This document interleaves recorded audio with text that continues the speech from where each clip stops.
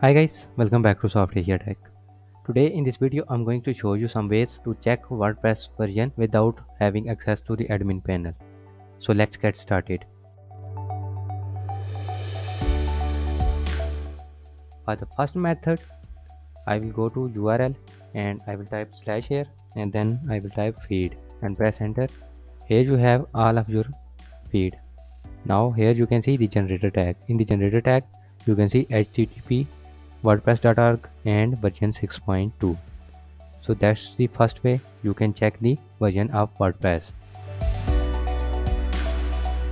Now for the second, just remove the feed and go to home page. Here on the home page, inspect the page.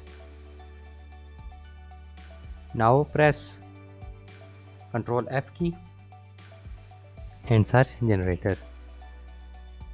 And here you can see the generator tag and the WordPress 6.2.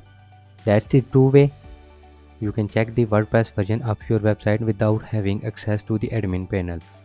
Hope you learned something new in this short video. If so, please like this video and share with your friends. Don't forget to subscribe our channel and also press bell icon to get notified when I upload new videos. Thanks for watching.